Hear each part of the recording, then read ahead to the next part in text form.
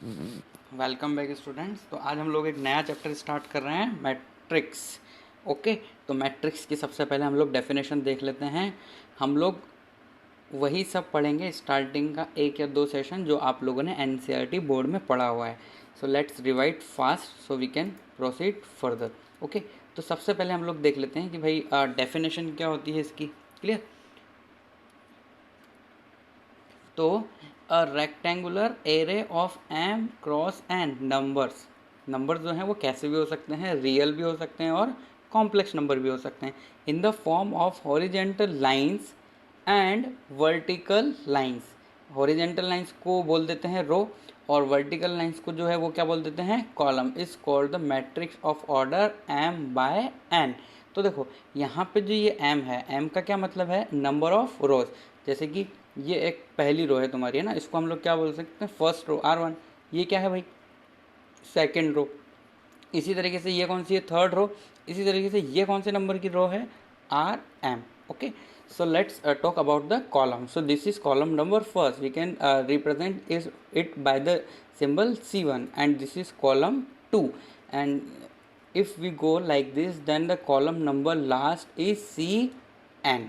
Clear? तो यहाँ पे हमारे पास कितने जो रो हैं वो रो कितनी है, M, और N जो है वो क्या है, नंबर ऑफ कॉलम्स।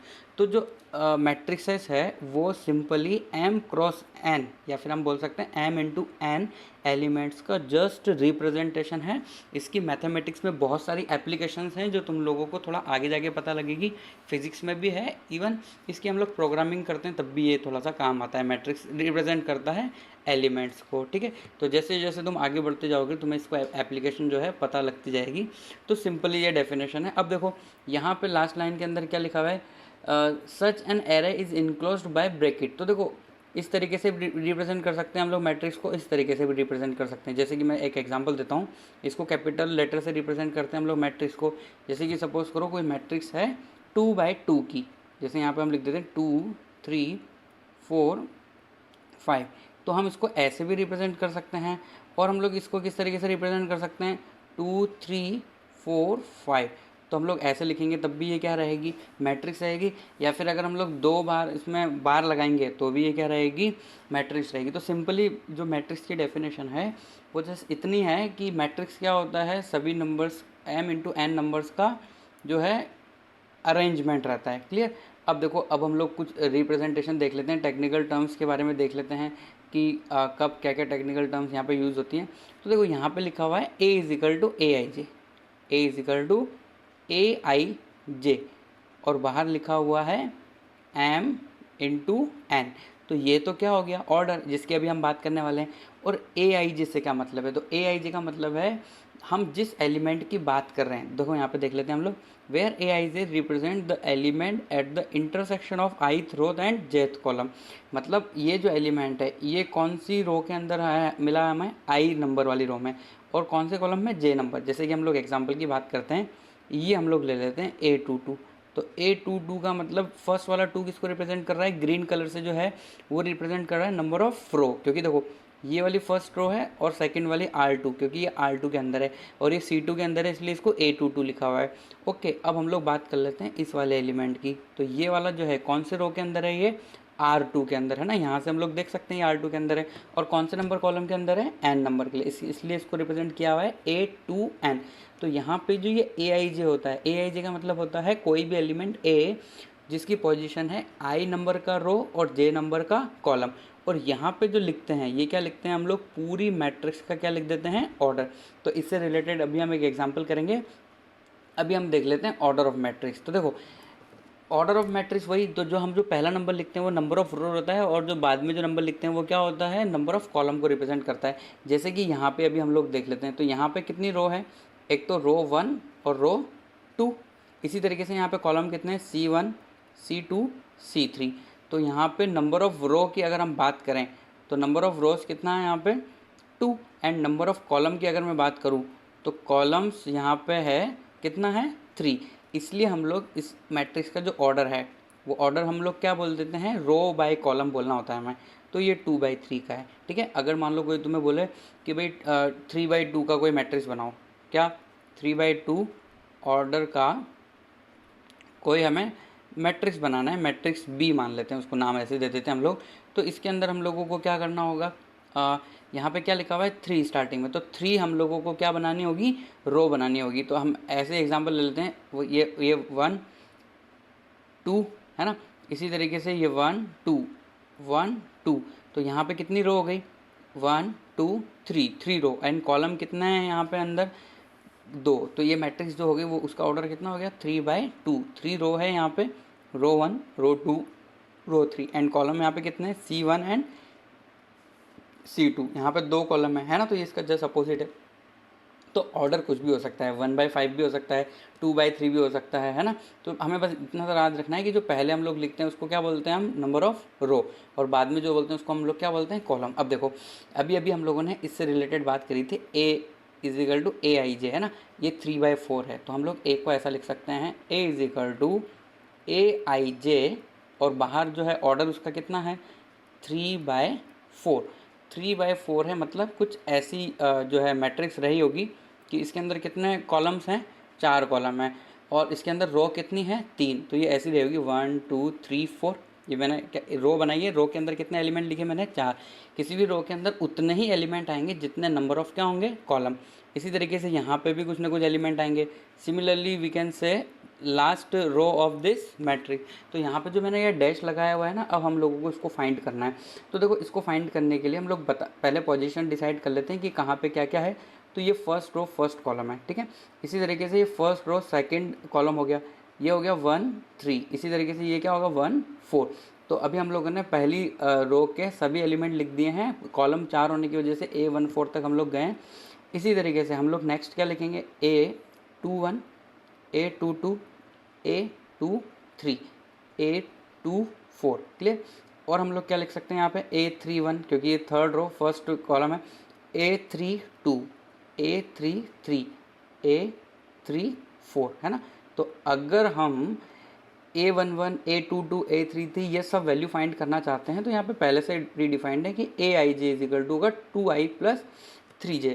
तो अभी हम लोग सबसे पहले फाइंड करके देख लेते हैं A11 की वैल्यू, किसकी वैल्यू हम फाइंड करके देख लेते हैं A11।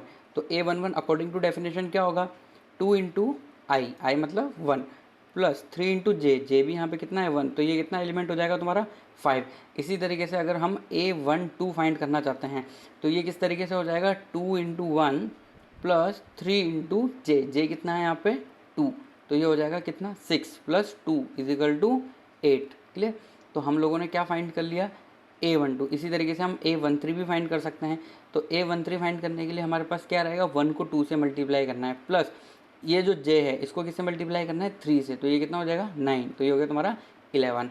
Similarly we can find the value of A14। कितना हम लोग फाइंड कर सकते हैं A14। तो A14 के लिए अगेन वही डेफिनेशन है 2 × 1 + 3 × कितना हो जाएगा 4, तो ये हो जाएगा 12 + 2 = 14। तो इस तरीके से हम लोगों ने पहली रो के सभी एलिमेंट फाइंड कर लिए हैं। Similarly we can find second rows element and as well as third rows element. So let's find the elements of second row. तो second row के element find करने के लिए हम लोग यहाँ पे क्या लिखेंगे A21। अब देखो पहले वाले को हमें किससे मल्टीप्लाई करना है 2 से, तो 2 × 2 कितना हो जाएगा 4, प्लस J वाले को हमें मल्टीप्लाई करना है 3 से, तो ये 3 रहेगा 7। इस तरीके से हम लोग फाइंड कर सकते हैं A22 की वैल्यू। तो A22 की वैल्यू फर्स्ट I किससे मल्टीप्लाई करना है 2 से, तो ये हो गया 4 + 3 × 2, ये कितना हो गया 6, तो ये हो गया तुम्हारा 10, क्लियर। इसी तरीके से हम लोग फाइंड कर सकते हैं A23 अब हम लोगों को फाइंड करना है। तो 2 × 2 कितना हो जाएगा 4, प्लस 3 × 3 कितना हो जाएगा 9, तो ये कितना हो जाएगा तुम्हारा 9 + 4 13। इस तरीके से हम लोग फाइंड कर सकते हैं 24 की वैल्यू। तो A24 के लिए हम लोगों को 2 को मल्टीप्लाई करना है 2 से, 4 + 12 ये कितना हो गया 16, क्लियर। तो हम लोग अब फाइंड कर लेते हैं लास्ट रो जो है A31। तो हम 3 को किससे मल्टीप्लाई करेंगे, देखो यहाँ पे मैं डेफिनेशन वापस से लिख देता हूँ जो ऊपर दी हुई है AIJ = 2I + 3J। क्या लिखा हुआ है भाई AIJ = 2I + 3J, है ना। तो हमें 3 को किससे मल्टीप्लाई करना है 2 से, तो ये हो जाएगा 6 + 3, ये कितना हो गया 9। Similarly we can find value of A32। तो A32 कितना हो जाएगा, 3 इंटू टू मतलब 6 प्लस 2 इंटू थ्री अगेन 6, तो ये हो गया 12। We can find the value of A33। तो हमें 3 को मल्टीप्लाई करना है 2 से, तो वो हो जाएगा 6 प्लस 3 इंटू थ्री, ये कितना हो जाएगा 9, तो ये हो गया हमारा element 15। We can find out the value of A34। Clear. तो A34 के लिए 3 किससे मल्टीप्लाई होगा, 2 से, तो ये हो गया 2 इंटू थ्री मीन्स 6 प्लस 12, ये हो जाएगा 18। तो इस तरीके से हम लोग मैट्रिक्स ए जो है वो फाइंड कर चुके हैं। बस अब हम लोगों को क्या करना है, उसकी वैल्यू लिख देनी है। ठीक है, तो अभी मैं उसकी वैल्यू लिखता हूँ। ए मैट्रिक्स हम लोग फाइंड कर चुके हैं। Let's use different pen. A matrix is equal to, ठीक है, यहाँ पे सबसे पहले वाला आएगा A11 जो हम लोग फाइंड कर लिया, कितना आया 5। फिर उसके बाद क्या एलिमेंट आया 8, फिर उसके बाद 11, इस तरीके से नेक्स्ट एलिमेंट आया 14, है ना। Same we can write second row. What is second row, 7 10 and ऊपर से देखते जाओ लिखते जाओ अपने 3, इस तरीके से यहाँ पे क्या हो जाएगा 16 and last row is 9 12 and 15 and last one is 18। तो यहाँ पे हम लोग क्या लिख देंगे 18। तो देखो ये हम लोग मैट्रिक्स फाइंड कर लिया हम लोगों ने, और मैट्रिक्स जो फाइंड किया है वो किस डेफिनेशन के अकॉर्डिंग फाइंड किया है, जो इसने कंडीशन दी हुई है कि AIJ is equal to use करो 2i प्लस 3j। अब है ना, ये तो हो गया मैट्रिक्स की डेफिनेशन, मैट्रिक्स का ऑर्डर। अब हम लोग पढ़ेंगे टाइप्स ऑफ मैट्रिसेस। तो टाइप्स ऑफ मैट्रिसेस के अंदर बहुत सारे टाइप्स हैं मैट्रिसेस के। तो यहाँ पे हम लोग स्टार्ट करते हैं वन बाय वन। सबसे पहले हम लोग देख लेते हैं रो मैट्रिक्स। तो रो मैट्रिक्स क्या होती है भाई, a matrix having only one row is called a row matrix. और इसका जो ऑर्डर रहेगा वो इस तरीके से रहेगा, AIJ is equal to M and row matrix is M is equal to 1। मतलब हम ऐसा लिख सकते हैं A is equal to AIJ, ये तो क्लियर है ना। M की वैल्यू हमें 1 रखनी है, तो हम यहाँ क्या लिखेंगे 1 इंटू एन। तो देखो इसका एग्जाम्पल यहाँ पे दिया हुआ है, A इज इक्वल टू 1 2 4 5। तो अगर कोई तुमसे बोले इसका ऑर्डर क्या है, तो तुम यहाँ पे लिख सकते हो ये वाले का ऑर्डर। कितने रो इसके अंदर 1 एंड कॉलम कितने हैं 4, तो ये 1/4 ऑर्डर है। इसी तरीके से 1/4 भी हो सकता है, 1/5 भी हो सकता है। तो हम एग्जांपल करते हैं 1/6 का एग्जांपल हम लोग कर लेते हैं। कोई एक मैट्रिक्स ले लेते हैं B, जिसके अंदर A की रो होगी और कॉलम कितने होंगे 6, 1 2 3 4 5 6। तो यहाँ पे तुम लोग दे सकते हो कि रो कितनी है 1 और कॉलम यहाँ पे कितने हैं 6। क्लियर। अब इसी की तरह दिखने वाली एक और मैट्रिक्स होती है horizontal matrix. But row matrix में तो क्या है, एक ही रो होनी चाहिए, है ना। तो हॉरिजॉन्टल मैट्रिक्स के अंदर ऐसा जरूरी नहीं है एक ही रो हो, बट यहाँ पे ये जो है इसका जो ऑर्डर है A M क्रॉस N। तो ये जो M क्रॉस N है, इसमें N जो है वो M से क्या होना चाहिए, ज़्यादा। N ज़्यादा होना चाहिए, इसका मतलब क्या है, यहाँ पे number of columns should be greater than number of row. Then matrix हम लोगों को किस तरीके से दिखाई देगी, हॉरिजेंटल, है ना। ऐसा कुछ हो सकता है, जैसे कि मैं एक एग्जांपल लिख देता हूँ यहाँ पे 1 2 3 4 5 6 7। अब यहाँ पे हम लोग नीचे कुछ नंबर लिख देते हैं 2 3 5 6 7 8 9। तो बताओ इसका जो है ऑर्डर है, ऑर्डर की अगर हम बात करें तो ये मैट्रिक्स पूरी की पूरी है यहाँ से लेकर यहाँ तक की, है ना। तो इसका अगर हम ऑर्डर की बात करें तो ये ऑर्डर कितना है, इसमें कितनी रो हैं 2 और कॉलम इसमें कितने हैं 1 2 3 4 5 6 7, है ना। तो देखो यहाँ पे नंबर ऑफ रो जो है कॉलम से क्या है कम, मतलब है ना। ऐसे हॉरिजेंटल दिखनी चाहिए मैट्रिक्स, अगर हॉरिजेंटल दिख रही है तो उसको हॉरिजेंटल मैट्रिक्स बोलेंगे। और रो मैट्रिक्स कब बोलेंगे, मतलब हॉरिजेंटल का ही एक स्पेशल टाइप है रो मैट्रिक्स, जिसके अंदर नंबर ऑफ कॉलम ज़्यादा तो होता है बट नंबर ऑफ रो सिर्फ कितना होता है 1। अब जैसा हम लोगों ने हॉरिजेंटल और रो मैट्रिक्स पढ़ा ना, वैसा का वैसे कॉलम मैट्रिक्स और वर्टिकल मैट्रिक्स के अंदर होगा। तो वर्टिकल मैट्रिक्स में क्या होना चाहिए हमारा M ग्रेटर देन N। इसका क्या मतलब है, number of row should be greater than number of column. और इसके अंदर क्या है देखो, ये इससे पहले हम लोगों ने जो पढ़ा था रो मैट्रिक्स कैसी होनी चाहिए, सीधी होनी चाहिए, मतलब उसमें नंबर ऑफ रो कितना होना चाहिए था 1। यहाँ पे नंबर ऑफ कॉलम 1 है ना। तो ये एग्जांपल है 4/1 मैट्रिक्स का।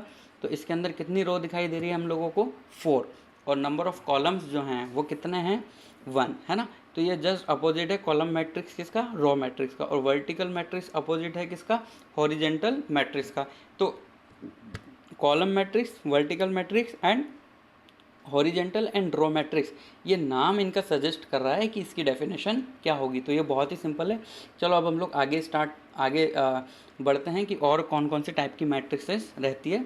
तो ये बहुत ही इंपॉर्टेंट मैट्रिक्स है, बार बार काम में आती है। इसको बोलते हैं जीरो मैट्रिक्स और नल मैट्रिक्स। कहीं ना कहीं इसको एम्प्टी, जैसे हम लोगों ने सेट के अंदर पढ़ा था empty set, zero set, null set, वैसे ही है ये जीरो मैट्रिक्स, नल मैट्रिक्स। तो क्या है इसकी definition? If in the matrix all the elements are zero then it called a zero matrix and it is generally denoted by capital O.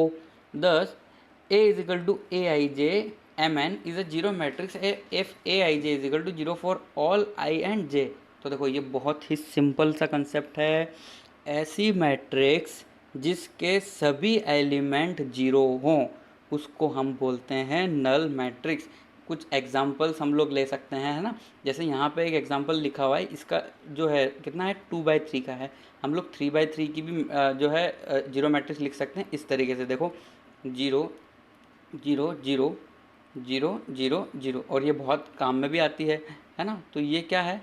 Null matrix है, पर इसका ऑर्डर क्या है? 3/3। Clear? Null matrix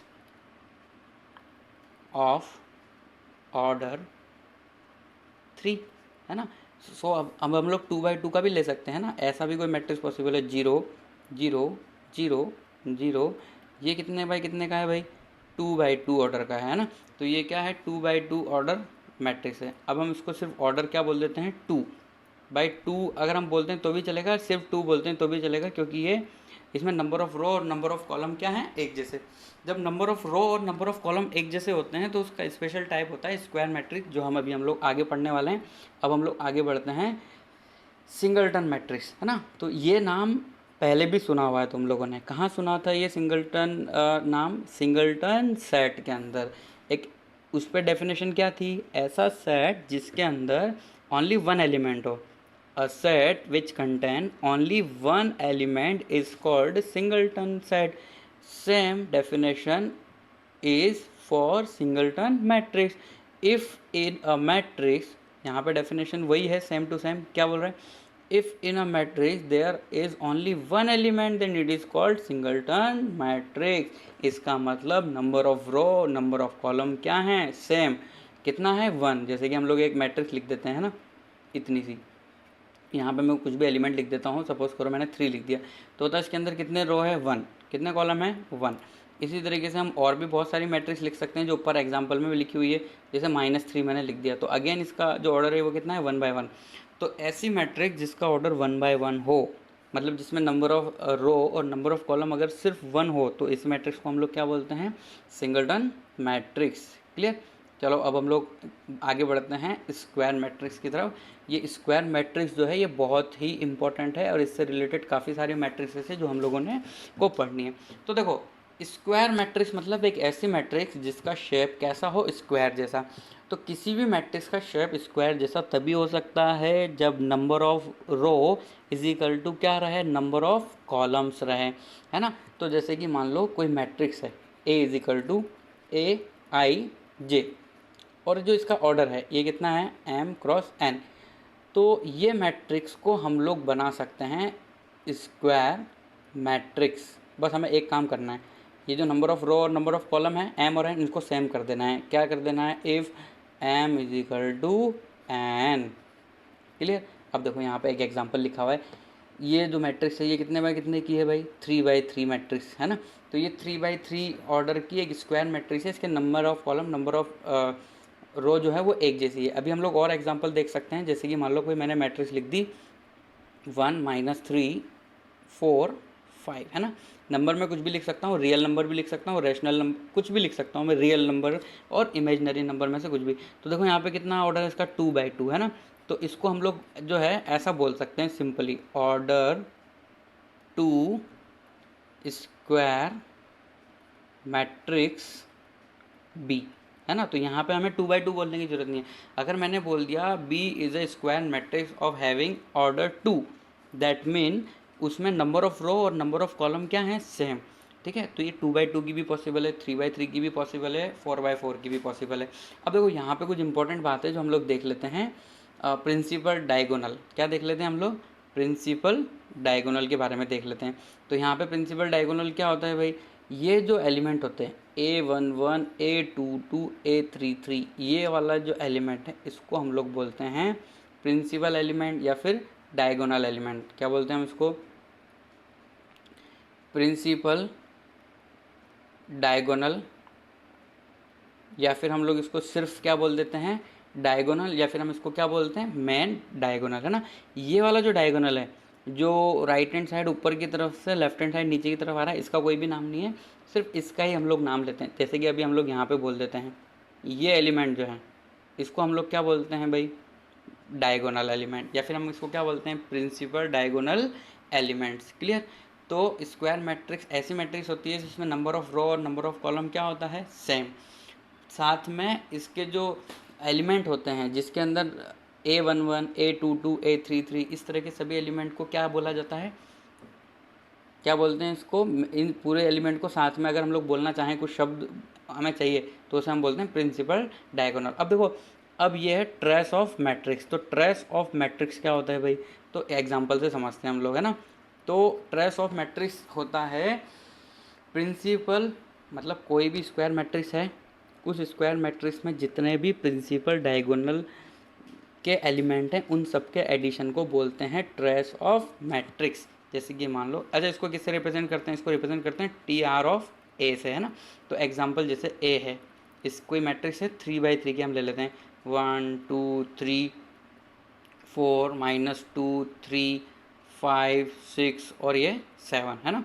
तो अगर मैं तुमसे बोलूँ कि यहाँ पे डायगोनल के एलिमेंट क्या हैं, तो अगर मैं तुमसे बोलता हूँ डायगोनल के एलिमेंट क्या हैं, तो तुम इजीली बता सकते हो कि ये डायगोनल होगा, ये होगा ना डायगोनल। तो इन सब का जो एडिशन होता है उसको बोलते हैं trace of A. Trace of A मतलब सभी डायगोनल प्रिंसिपल डायगोनल एलिमेंट्स का एडिशन। तो ये हो जाएगा 1 प्लस -2 प्लस 7, ये कितना हो जाएगा? 1 - 2 में -1 -1 + 7 = 6। क्लियर? तो अगर मान लो इसकी डेफिनेशन अगर हम लोग जानना चाहते हैं तो हम देख सकते हैं कि ट्रेस ऑफ मैट्रिक्स क्या होता है। हम इसको ऐसे रिप्रेजेंट करते हैं ट्रेस ऑफ ए, या फिर हम लोग इसको रिप्रेजेंट करते हैं TR ऑफ ए। तो ये क्या होता है भाई? कोई भी मैट्रिक्स है ए जिसका ऑर्डर है n, मतलब उसके अंदर नंबर ऑफ रो भी n है और नंबर ऑफ कॉलम्स भी कितने हैं? n। तो हम लोग ऐसा लिख सकते हैं A11 plus A22 plus A33 dash dash dash dash AN into n, या AN भी लिख सकते हैं हम लोग। तो यहाँ पे हम लोग लिख सकते हैं जो ये A है वो क्या है? Square matrix of order n, है ना। तो अगर कोई स्क्वायर मैट्रिक्स है 3/3 की, तो 3 एलिमेंट ऐड करना है हमें प्रिंसिपल डायगोनल के, तो हमें क्या मिल जाएगा? Trace of matrix. क्लियर? अब हम लोग आगे बढ़ते हैं डायगोनल मैट्रिक्स की तरफ। तो देखो डायगोनल मैट्रिक्स क्या होती है। तो एक ये जो डायगोनल मैट्रिक्स है ना, ये सबसे पहले तो क्या होनी चाहिए? स्क्वायर मैट्रिक्स होनी चाहिए। तो देखो, if all the element except the principal diagonal in square matrix are zero. तो देखो यहाँ पे जो प्रिंसिपल डायगोनल है वो नॉन जीरो है ना। 2 3 4 बाकी सब क्या हैं? जीरो। तो यहाँ पे हम लोग ऐसा बोल सकते हैं कि ये AIJ जो है वो सभी के सभी क्या होने चाहिए? जीरो। अगर IJ के बराबर नहीं है तो मतलब कौन कौन से एलिमेंट? A12 A31 A24 इस तरीके से, है ना। और AIJ जीरो के बराबर नहीं होगा अगर I बराबर क्या है? J, मतलब A11 A22 A33 जो प्रिंसिपल डायगोनल है वो क्या होने चाहिए? Non zero. अगर ऐसा है तो उसको हम लोग बोल देते हैं ऐसी मैट्रिक्स को डायगोनल मैट्रिक्स। क्लियर? तो अब हम यहाँ पर डेफिनेशन इसकी रीड कर लेते हैं। क्या बोल रहा है ये? This square matrix A = AIJ is diagonal matrix AIJ = 0 when I is not equal to J। तो देखो ये वाला जो एलिमेंट है ना, ये कौन से, इसकी जो पोजीशन है, अगर मैं तुमसे बोलना चाहूँ कि इसकी पोजीशन क्या है, तो तुम इसकी पोजीशन मुझे क्या बताओगे? ये वाले जीरो की, ये पहली रो में है ना, सेकंड कॉलम में A12। तो यहाँ पे देखो I बराबर कितना है? 1 और J बराबर कितना है? 2। तो I है जो J के बराबर नहीं है, इसलिए वो एलिमेंट क्या होना चाहिए? जीरो। तो देखो मैंने यहाँ पे यही बताया तुम लोगों को कि अगर I = J जीरो, मतलब ये दोनों के दोनों बराबर नहीं है, तो ये एलिमेंट क्या होना चाहिए? जीरो। अब देखो अगर हम बात करें 3 की, तो ये 3 कौन सा एलिमेंट है भाई? A22, है ना। तो ये नॉन जीरो है। क्या है? नॉन जीरो, क्योंकि 3 वैल्यू है ना इसकी। तो ये क्या हो गया यहाँ पे? हमारा यहाँ पे ये आई और जे की वैल्यू सेम हो गई। तो अगर आई और जे की वैल्यू सेम है और एलिमेंट इक्वल टू जीरो नहीं है तो वो इस तरह की मैट्रिक्स क्या हो गई, डायगोनल मैट्रिक्स। चलो अब हम लोग आगे बात करते हैं। Is a diagonal matrix of order 3, example की बात कर रहा है, which can also be denoted by the diagonal of 2 3 4, है ना। तो देखो ये जो इसने लास्ट वाली जो बात बोली ना, उसको हम लोग थोड़ा ब्रीफली समझ लेते हैं कि वो क्या बोल रहे हैं। एक एग्जाम्पल हम लोग लेके देख लेते हैं, क्लियर, तो उससे हम लोगों को पता लग जाएगा। जैसे कि मान लो एक मैट्रिक्स है ए, उसको मैंने लिख दिया 1 0 0 0 3 0। देखो मैं सारे के सारे प्रिंसिपल डायगोनल नॉन जीरो लिख रहा हूँ, बाकी सब क्या होंगे, 0 -7, है ना। तो इसको हम लोग सिंपली देखो, ऐसा उसने क्या बोला है, डायगोनल ऑफ ए, है ना। तो हम लोग इसको बोल सकते हैं ए मैट्रिक्स अगर डायगोनल मैट्रिक्स है तो ऐसा डायगोनल ऑफ सिर्फ 1 3 -7, ऐसा हम रिप्रेजेंट कर सकते हैं। हमें मतलब है ना सारे के सारे जीरो लिखने की ज़रूरत नहीं है। 3/3 की है ये, इसलिए यहाँ पे 3 एलिमेंट्स हैं। अगर ये 4/4 का होता तो यहाँ पे 4 एलिमेंट होता। तो कहीं कहीं तुम्हें ये ऐसा भी देखोगा कि ऐसा भी लिखा होता है DIAG 1 3 -7, है ना। तो ये जस्ट रिप्रेजेंट करने के तरीके हैं, ऐसे भी हम लोग रिप्रेजेंट कर सकते हैं, क्लियर। अब हम लोग आगे बढ़ते हैं स्केलर मैट्रिक्स की तरफ। तो देखो डायगोनल मैट्रिक्स अभी अभी हम लोगों ने पढ़ा है। डायगोनल मैट्रिक्स के अंदर प्रिंसिपल डायगोनल क्या नहीं होने चाहिए, नॉन जीरो। तो वो डेफिनेशन स्केलर में भी अप्लाई हो रही है। बट स्केलर के अंदर जो मेन बात है जो अलग है वो इतनी सी बात है कि जो मेन डायगोनल है वो नॉन जीरो होने के साथ ही इक्वल भी होने चाहिए। तो ऐसी मैट्रिक्स को बोलते हैं स्केलर मैट्रिक्स। तो देखो मैं एक एग्जांपल देता हूँ तुम्हें। यहाँ पे एक मैट्रिक्स लिखता हूँ मैं A 1 0 0 0 2 0 0 0 3, है ना। और एक मैट्रिक्स मैं लिख देता हूँ बी के अंदर मैं क्या करता हूँ 2 0 0 0 2 0 0 0 2। तो देखो इसको है ना, इसको हम सिर्फ क्या बोलेंगे, डायगोनल, है ना।